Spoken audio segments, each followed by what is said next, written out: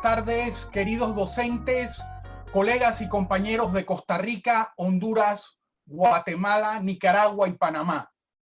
Bienvenidos a la jornada de actualización pedagógica virtual de SUSAETA titulada El aprendizaje invisible y las estrategias de evaluación en los procesos de enseñanza virtual. Mi nombre es Gerardo Aparicio Uriarte y soy el jefe de Recursos Digitales e Innovación dentro del equipo de SUSAETA Ediciones Centroamérica. Antes de iniciar, quiero darle las gracias a Dios Padre por permitirnos reunirnos el día de hoy con su bendición, con salud y con una mirada muy positiva al futuro. Como miembro de la comunidad educativa, estoy consciente de los tiempos difíciles en los cuales hemos vivido y las dificultades que se han presentado a todos nosotros en este atípico y difícil año escolar. Pero sabemos que de los tiempos difíciles salen hombres y mujeres renovados y yo estoy seguro que con el espíritu y la guía de Dios Padre, todos saldremos con buena salud y unidos como hermanos de estas dificultades y estaremos dispuestos a continuar dando el 100% como cada uno de nosotros lo hemos venido dando durante toda la pandemia y durante toda nuestra vida educativa. Hace 42 años, mi padre, Gerardo Aparicio García, junto con un grupo de docentes y el apoyo incondicional de mi madre, fundó SUSAETA Ediciones Centroamérica. Desde entonces, mano a mano, junto con todos ustedes y la bendición de Dios, hemos andado este camino de la educación centroamericana, con sus muchas dificultades, pero con un sentimiento de gratificación y conquista personal inmenso, reflejada en todos esos niños y niñas que han pasado por nuestras aulas de clase y que han aprendido a través del amor y dedicación de cada uno de ustedes, junto con los libros de nuestra editorial, que con orgullo pueden decir en cada uno de nuestros países que son libros orgullosamente realizados y confeccionados por manos nacionales por una editorial nacional. El agrado de presentarles a la Magíster Reinalda Pimentel de Arrocha, quien nos disertará en esta jornada de actualización pedagógica virtual sobre el aprendizaje virtual, el currículo priorizado.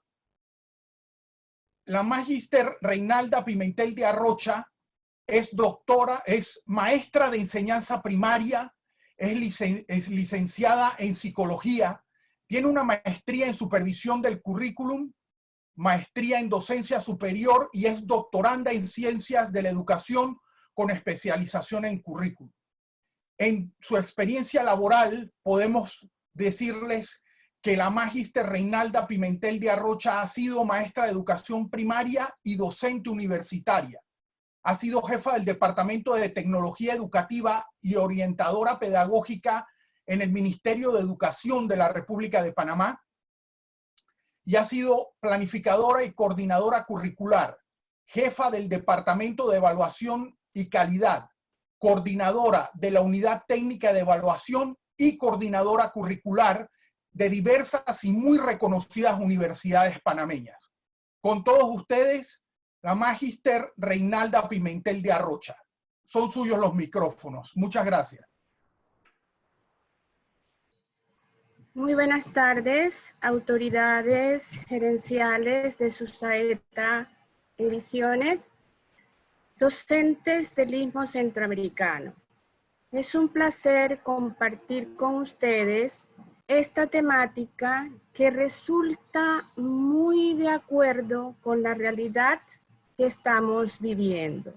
Veamos entonces las láminas para hacer el intercambio de puntos de vista y compartir con ustedes la teoría del aprendizaje invisible y las estrategias para evaluar la educación en entornos virtuales.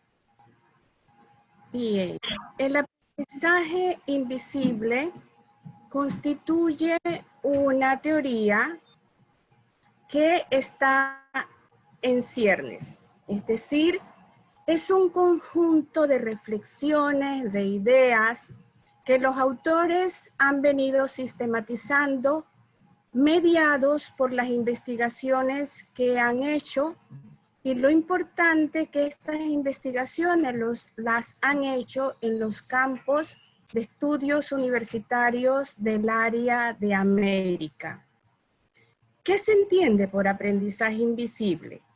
Como mencionaba, es una metateoría que no pretende sustituir a las existentes, ni tampoco convertirse en una receta para hacer el seguimiento.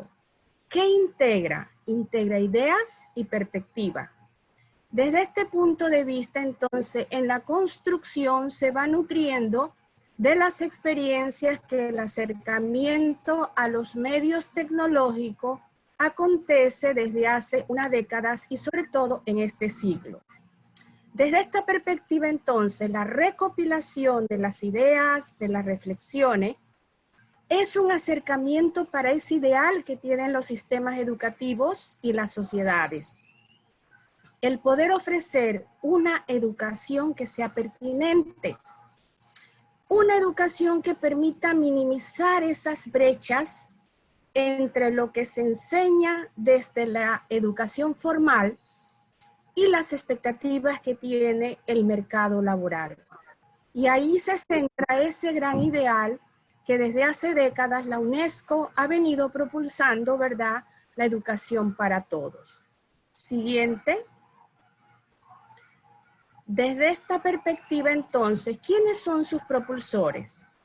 2 catedráticos, 2 investigadores, Cobo y Mórate. ¿Qué plantean ellos? Plantean ejes sobre las cuales la teoría del aprendizaje y de la enseñanza invisible la estamos viviendo en las distintas experiencias que tenemos. Un primer eje es el compartir experiencias y perspectivas innovadoras, casi como lo que acaba de presentar Susaeta, ¿verdad?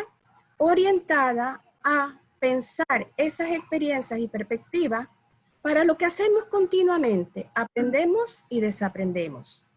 Otro eje del aprendizaje invisible es ese ideal que tienen los centros educativos, las universidades, los ministerios de educación. Cómo orientar, cómo cultivar el pensamiento crítico desde lo formal, lo informal y lo no formal, es decir, en todas las áreas donde usted aprende. Y un tercer eje es el contribuir al proceso de el aprendizaje sostenible y permanente dentro de lo que nos ha tocado vivir, la aldea global, la sociedad global. Desde esa perspectiva, entonces, veamos otras ideas en torno al aprendizaje invisible. Siguiente. Este libro, que es el libro de consulta que se está socializando entre los autores, entre los educadores y que ponemos a la disposición, se encuentra en internet y usted lo puede bajar, así como decía el ingeniero Aparicio, esa bondad que se tiene para la socialización. ¿Cuáles son las ideas claves? Las competencias, sostienen ellos, se dan en entornos informales y esas competencias son invisibles. Y es lo que nos acontece, ¿verdad? Cuando usted está frente a un aparato, cualquiera de estos de generación, como se le llaman, ¿verdad? Usted ahí va adquiriendo esas competencias y no necesita más allá, después del tutorial o de quien da la instrucción, usted sigue aumentando sus aprendizajes, usted va experimentando. Otra idea clave es, y es como el nudo gordiano, ¿verdad? Se supera el culto a la medición de los resultados y que muchas veces a los directores de colegio, a los supervisores y al mismo docente le plantea un dilema. Pero la idea clave del aprendizaje invisible es en cómo se aprende y no qué se aprende. Es decir, no hay límites para el aprendizaje. Dos ideas claves complementarias es la práctica de lo invisible, es decir, hacer visible lo que no se ve. Y aquí viene una máxima de las teorías de aprendizaje. Lo más particular que nos ocurre a cada uno es cómo aprendemos. Podemos compartir un libro, un espacio, un aula, pero lo que nos diferencia a cada uno es cómo lo hacemos.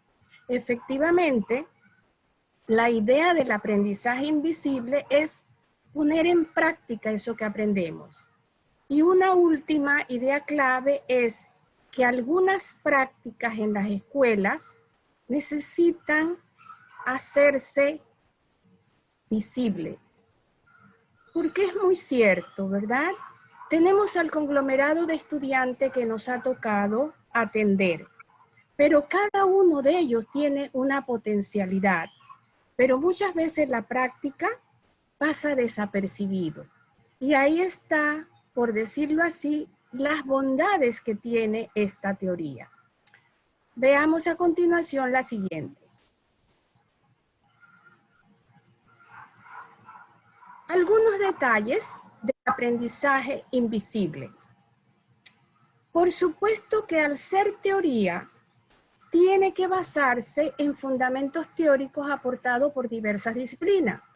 Y una de ellas es el desarrollo del conocimiento personal. Miren qué interesante. Pero este desarrollo del pensamiento personal tiene elementos que son tácitos y que son explícitos. Y que va a estar mediado por las habilidades. Algunos tendremos más o menos habilidades para la cooperación, para la empatía y para el pensamiento crítico.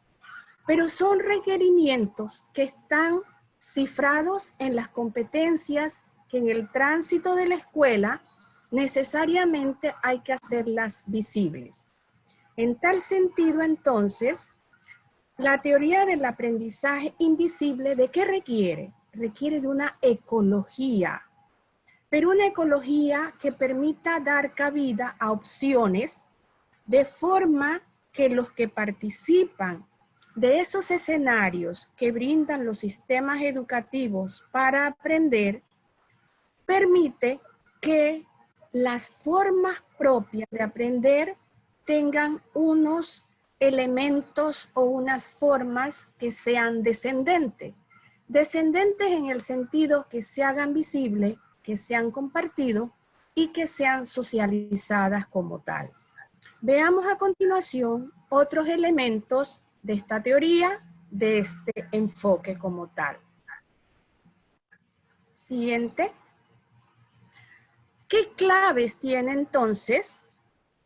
Retrayendo todas las aportaciones que estos autores han ido sistematizando. La clave entonces, ¿en dónde la cifran ellos? Tanto en lo formal como lo informal.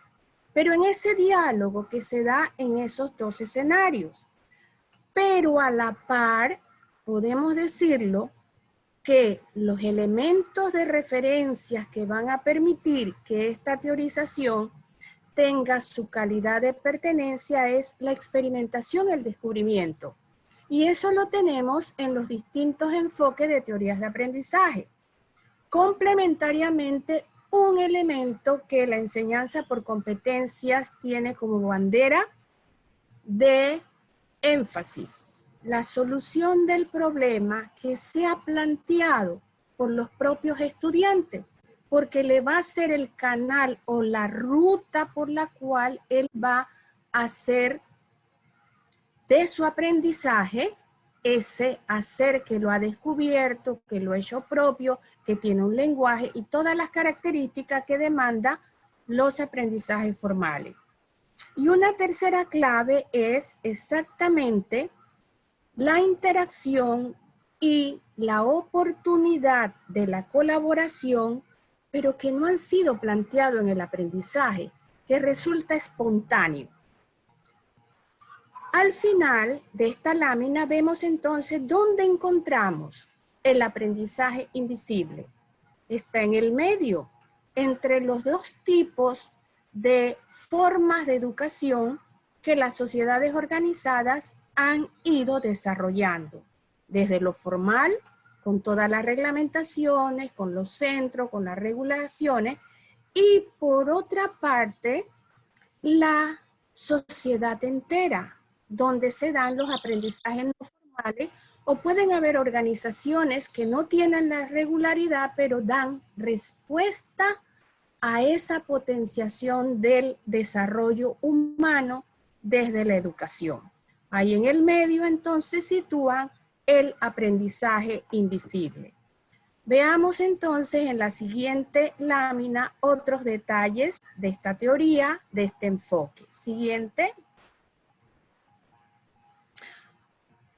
Si hablamos de ello, necesariamente me ponía en la encrucijada cómo comparto con los amigos centroamericanos, con los docentes panameños, ejemplos que se pueda tener un hilo conductor. Oiga, lo que está diciendo la profesora, sí, eso lo experimentamos. Se plantea lo que los textos de pedagogía y de didáctica nos han dicho. El docente, al aplicar actividades didácticas con los estudiantes desde el aprendizaje invisible, ¿en qué debe hacer gravitar esa accionar? Miren qué interesante, desarrollar pasiones y talentos. Y eso lo podemos observar, identificar en los distintos niños con sus características, ¿verdad? Puede ser que el N de niños que nos ha tocado atender puede tener un talento que está oculto o puede tener una pasión que a través de una actividad aflora y él canaliza toda su energía para que los aprendizajes se den. Otra aplicación didáctica del aprendizaje invisible está en lo que hemos reiterado de los ejes y las claves, los principios de la colaboración y de la diversidad. Miren qué generoso cómo se retoman, ¿verdad?, elementos que desde las diversas teorías y pedagogías las leemos. Es decir, que el estudiante desde la teoría del aprendizaje invisible, por supuesto que es capaz de formar su propio conocimiento, un conocimiento que crea, pero lo crea ¿con quién? Con los otros y en un aprendizaje colectivo. Y aquí traigo de referencia, ¿verdad?, que ahora es muy común escuchar esa anotación del trabajo colaborativo, del trabajo colectivo. Veamos entonces en la siguiente otros elementos.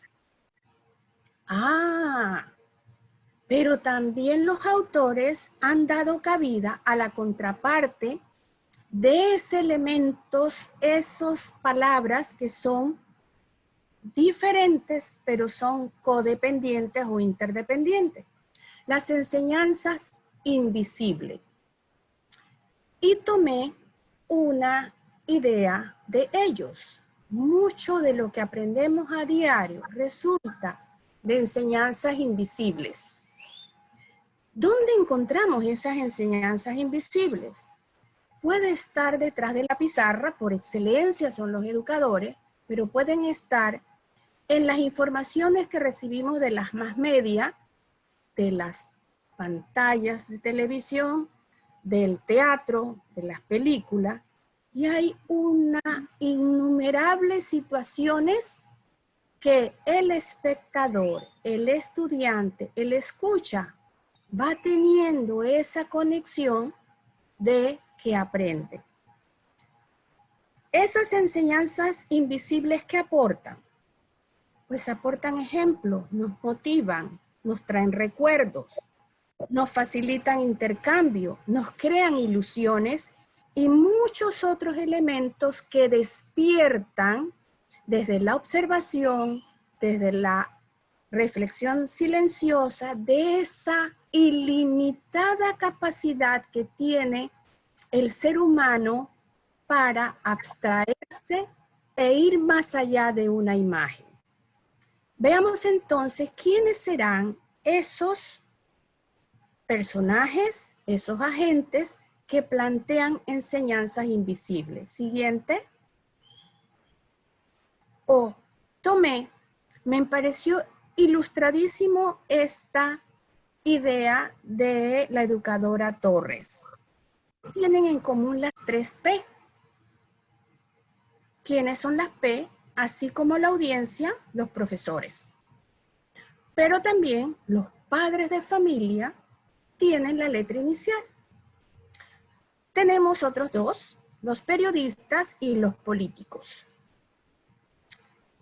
Con todo el respeto de la audiencia, espero no con esta alusión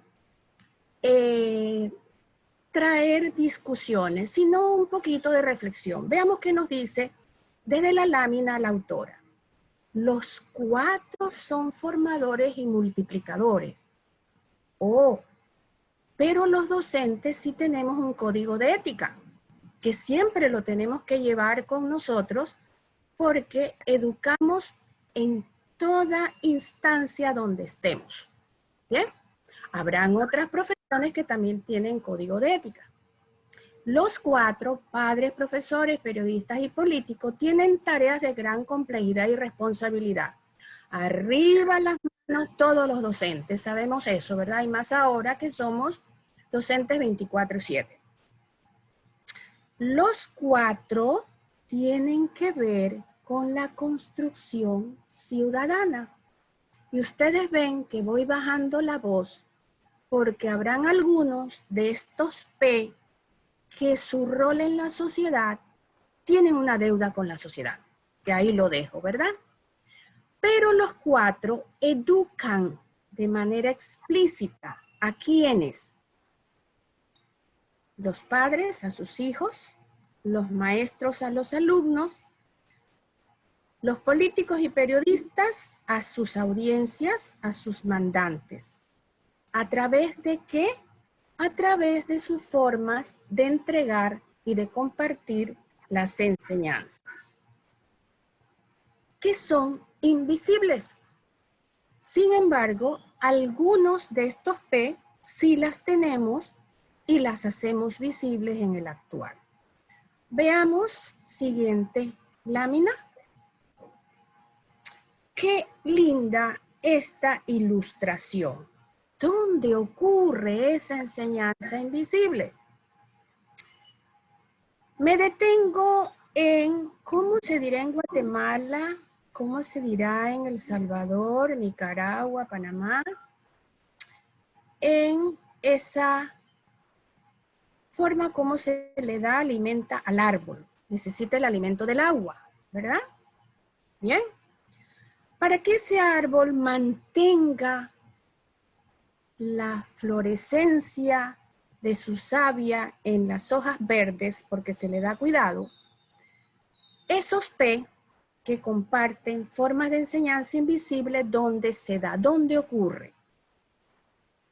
En el contexto, sí, porque somos una sociedad. En el servicio que damos a los demás, la educación es una profesión de servicio. En el arte, sí enseñamos a través del arte, se enseña a través del arte. Por supuesto, en esa ecología que hablan los autores, en las excursiones, ahí tenemos la naturaleza abierta y las formas técnicas en las cuales se saca al estudiante a hacer excursiones, pero también hacemos excursiones desde la vida personal, desde la vida comunitaria, pero creo que los más elementos potenciadores que hay que cuidar dentro de las sociedades y de los estados es el ejemplo y el contexto. Pero todos ellos gravitan en ese contacto con los otros, que ahora, por procesos de la pandemia o resultado, ese contacto lo hemos tenido que distanciar. Siguiente. Planteamos y compartimos aquí algunas pistas del aprendizaje invisible. Por supuesto, con el respeto a ustedes no las leo. Tomo algunas de la columna de la izquierda y alguna de la columna de la derecha para compartir. El aprendizaje invisible, dentro de la lógica de esta teoría, es adaptable a diferentes contextos y entornos, por supuesto. Y ese aprendizaje es continuo y para toda la vida. Entonces comparte con la idea de la UNESCO, aprender a lo largo de la vida. En la otra columna destaco que el aprendizaje invisible es crear sentido socialmente construido. Y ahí está el hecho potenciador que tiene, como decía el ingeniero Gerardo, las currículas. Las currículas vistas a través de la forma de enseñanza, pero a través del compartir de los libros. Y otra pista del aprendizaje invisible es que facilita la alfabetización digital. Es decir, hay una sincronía con el estilo de vida global que estamos compartiendo, derivado de toda la producción que han hecho los científicos y los teóricos como tal. Pensar en esto que está ocurriendo cuando yo nací en una bella provincia del país que es Herrera era imposible. La única tecnología que había era el telégrafo y la radio. Pero ahora tenemos los ciudadanos nativos que tienen una amplitud de beneficios desde la tecnología en la cual ocurre el aprendizaje invisible. Siguiente.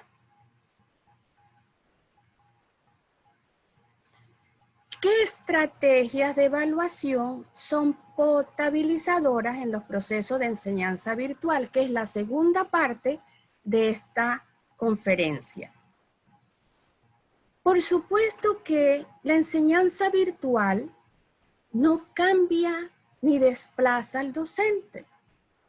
Sencillamente los mediadores son abiertos en armonía con lo que usted dirige en la creatividad o los docentes dirigen las instituciones para los alumnos. Entonces, siendo el aprendizaje invisible todas esas características que los autores han planteado, las estrategias de enseñanza tienen que ir de la mano para conducir, por supuesto, el abordaje de la práctica de los problemas, focalizar esas ideas, ese crecimiento de los estudiantes, de sus conocimientos, dar la apertura a la reflexión, a los debates para compartir, para que se dé la empatía y sobre todo, lo interesante para que del intercambio de ideas surjan algo que no ha sido previsto. Y eso es tan natural. Usted hace su planificación didáctica y puede resultar de allá de una banca, una idea, otro punto de vista que usted no lo percibió, pero puede ser tan interesante la idea del estudiante. Veamos entonces qué otros elementos tenemos de la evaluación en los procesos de enseñanza virtual. Siguiente.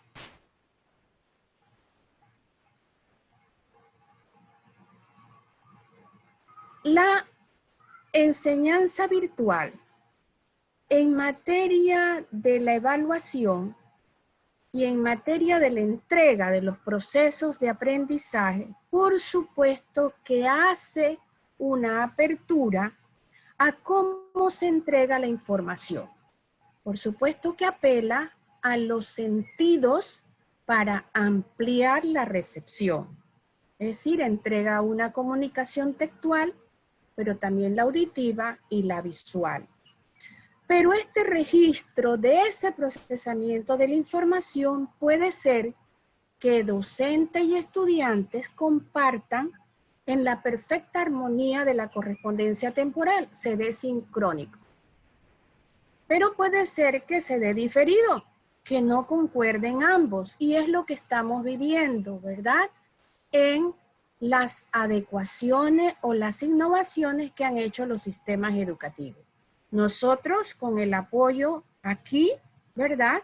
Tenemos una compartir desde la sincronía mediado por toda la ventaja tecnológica, y los estudiantes, como bien decía el ingeniero Aparicio, tiene esa disponibilidad de encontrar desde las ilustraciones el texto que le da más allá de el texto gráfico, el texto auditivo como tal.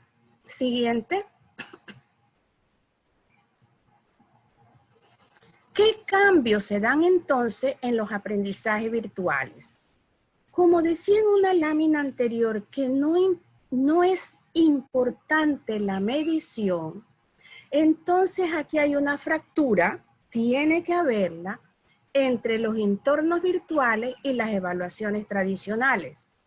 Claro, para dar apertura a esa caracterización y esa variabilidad de elementos que estamos estimulando en los estudiantes a través de más allá de un canal sensorial.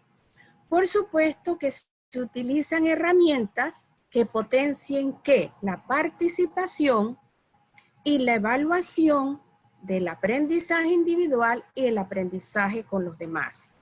Desde esta forma, entonces, en los entornos virtuales de los cuales los técnicos y los licenciados en informática y entornos virtuales replantean una variabilidad de recurrencia de actividades, ya sea que se utilice uno u otro mediador, que va a permitir entonces la interactividad y la participación del aprendiente, pero se retoma los tipos que se ha categorizado los teóricos de la evaluación diagnóstica, la cualitativa, la autoevaluación y la coevaluación. Entonces podemos decir que hay una sinergia en los tipos de evaluación.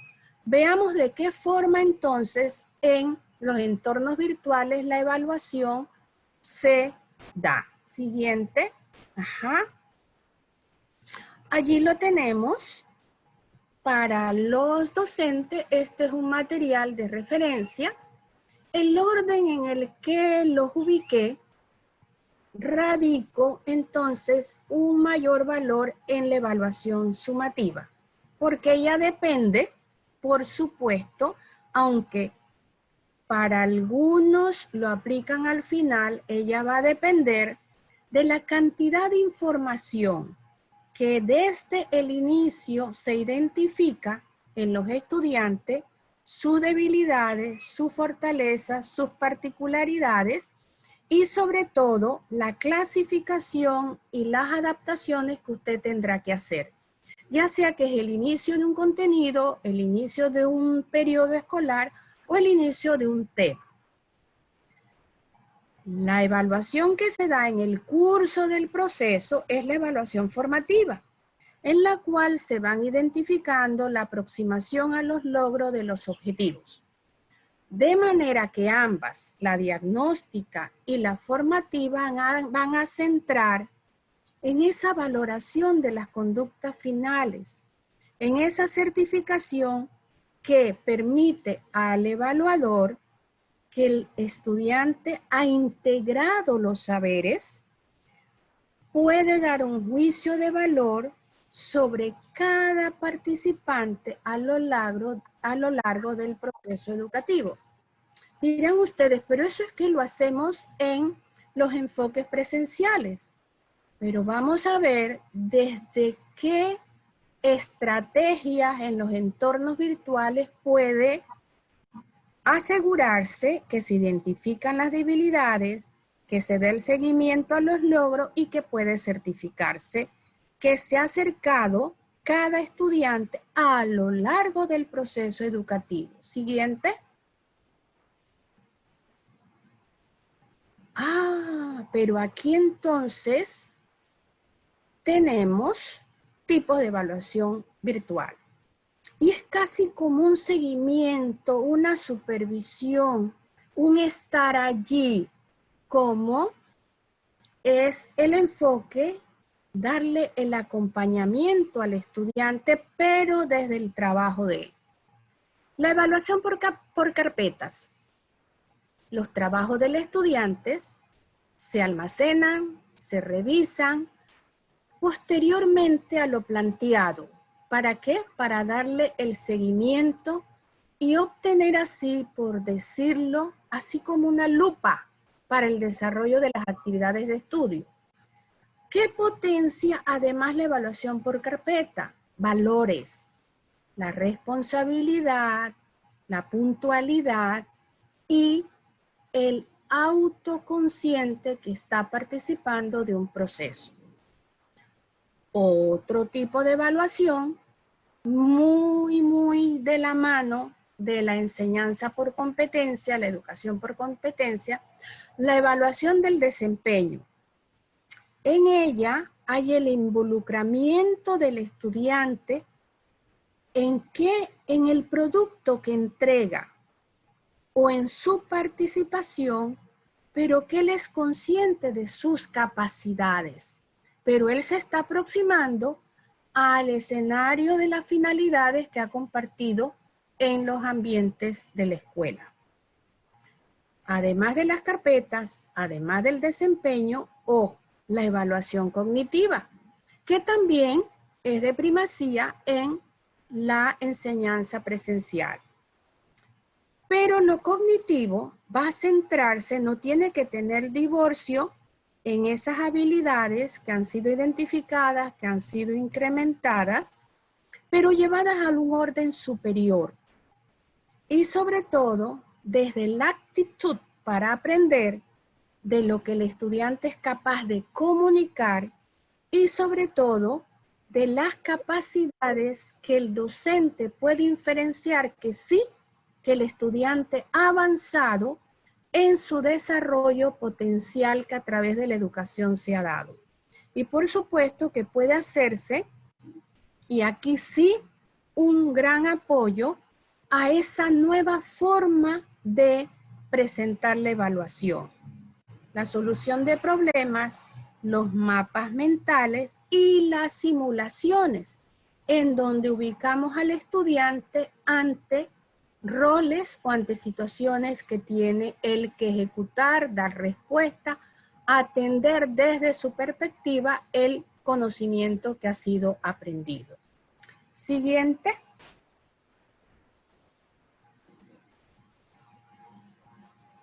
Bien, para ir cerrando la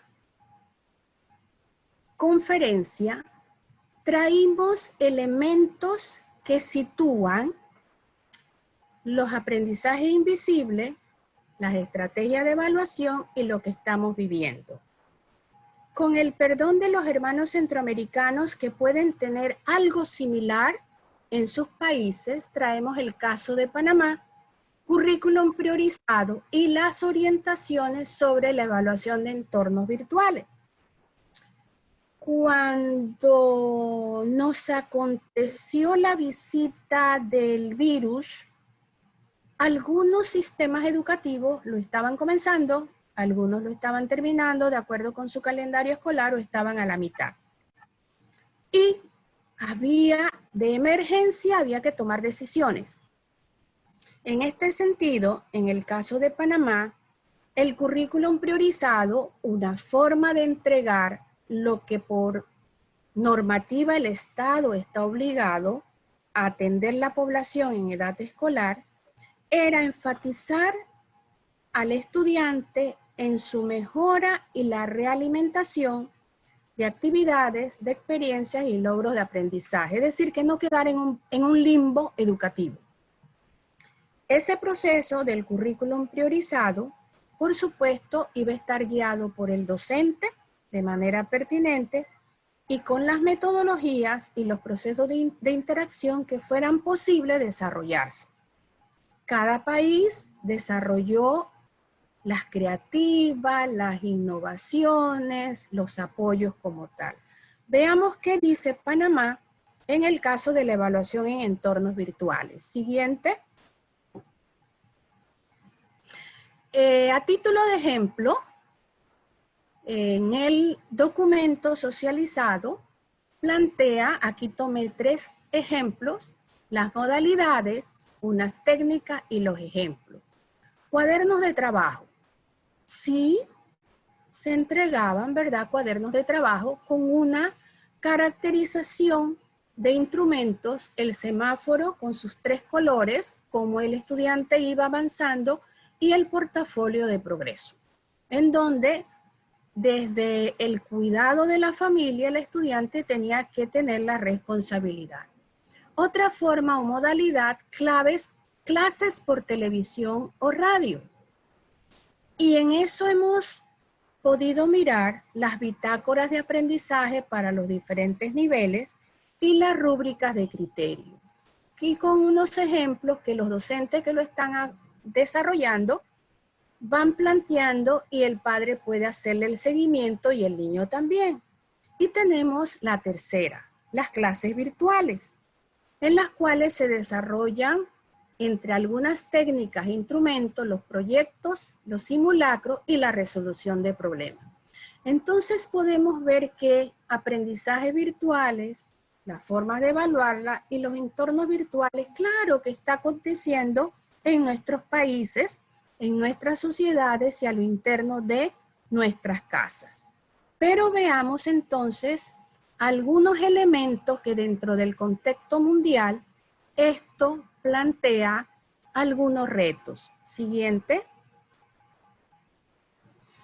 Bien, aquí tomé de la UNESCO que esta situación, no todo el mundo tiene la ventaja que al momento que se cerró la escuela, el acceso para el aprendizaje en línea. En un extremo tenemos las cifras a nivel mundial y en la otra, la UNESCO plantea un continente, un subcontinente que en cifras estadísticas la situación sobrepasa la mundial. Y cuando uno mira esto y lo lleva a la realidad de los países, uno puede decir, pero ese es un problema que tenemos. ¿Tendrá el Ministerio de Educación, tendrá el Estado o lo tendremos todo? Siguiente. Bien, otro dato de la UNESCO que plantea barreras para la población que ya estaba matriculada y que ha sido privada del acceso a la escuela, son la dificultad donde viven nuestros niños del área centroamericana. Cuando leí ahí que tenemos de algunos lugares de Centroamérica, yo me imaginaba, wow, serán serranías, será la metrópoli, o como nosotros acá en Panamá que tenemos comarcas, ¿sí? Una cantidad de niños vive en áreas donde no hay cobertura para las redes móviles. Y es una realidad que tenemos que enfrentar o que estamos enfrentando. Siguiente. Allí me pareció tan interesante que muchos de ustedes estarán viviendo esto que está matizado dentro de las 4P. Y sí, la distancia social, pero acá además es una distancia geográfica, las señales que no llegan. Y es una realidad tan que lo pone a uno como educador, ¿cómo se soluciona esto? ¿Cuál será la mejor vía? Es una realidad que hay que acercarla. Siguiente. Acercarla al beneficio de la mayoría. ¿Qué planteó la UNESCO? Pone al acceso de los estados, de la ciudadanía, de la empresa privada, recomendaciones para educar online en tiempos de coronavirus. Y la otra recomendación es una iniciativa multisectorial para responder a las necesidades urgentes de la educación durante la pandemia. Y aquí mirando el video de inicio, me parece que Susaeta se adelantó a tiempos de pandemia, porque está el libro, está el video, están las ilustraciones. Hacía esa acolación. Siguiente. ¿Qué pasará entonces cuando esté superada la pandemia, cuando podamos abrir las escuelas? ¿Será un sistema híbrido? El confinamiento, hay que imaginar una nueva escuela, y esas nuevas escuelas tendrán las directrices seguras para que el padre de familia y los educadores podamos seguir haciendo de la escuela el escenario potencial de la formación del ciudadano de mañana. Siguiente. Y aquí ponemos a disposición la bibliografía que nos pareció que era de interés compartir para socializar el aprendizaje invisible y las estrategias de evaluación en entornos virtuales. Muchas gracias por compartir con ustedes. Muchas gracias a usted, Magister Reinalda Pimentel de Arrocha. De verdad que ha sido una jornada muy, muy importante, muy interesante, y agradecemos enormemente que usted haya compartido con nosotros sus conocimientos y su experiencia. Queridos compañeros centroamericanos, queremos de todo corazón invitarlos a la próxima jornada de actualización pedagógica virtual, el día miércoles 23 de septiembre a las 3 de la tarde, hora centroamericana, 4 de la tarde, hora panameña, donde se expondrá el tema cómo retroalimentar a cada estudiante los procedimientos claves y herramientas digitales. En estas charlas hemos traído en cada una de ellas a un especialista en temas pedagógicos y virtuales de cada uno de nuestras queridas naciones centroamericanas. El miércoles pasado tuvimos a un expositor guatemalteco, hoy a una expositora panameña. El próximo miércoles nos acompañará un expositor nicaragüense, y la siguiente exposición dentro de 2 semanas tendremos un expositor hondureño. El traer a especialistas de cada uno de nuestros países nos permite recibir conocimientos y experiencias de lo que se ha estado viviendo en estos entornos virtuales, incluso antes de la pandemia. Como dice la profesora Reinalda, nosotros dentro de la editorial no hemos tenido un proceso reactivo al COVID, sino que gracias a Dios y al trabajo del equipo humano que conforman estas editoriales locales, cada uno de los países, estuvimos preparados con estos recursos digitales, con estos libros electrónicos, y han estado a disposición de todos ustedes desde hace más de 5 años.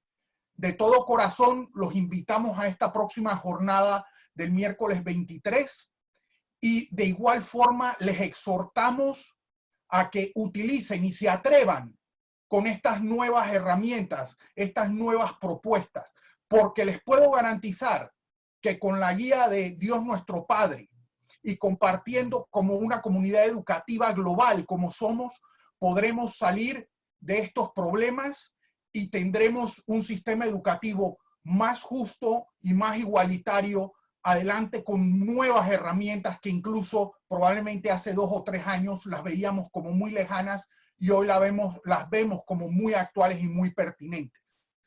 Con respecto a los colegas y docentes que han estado haciendo preguntas, les solicito que por favor, debido al género de presentación que hemos tenido de webinar o de seminario web y a la cantidad de participantes, que por favor dirijan sus preguntas, comentarios o inquietudes directamente a los equipos de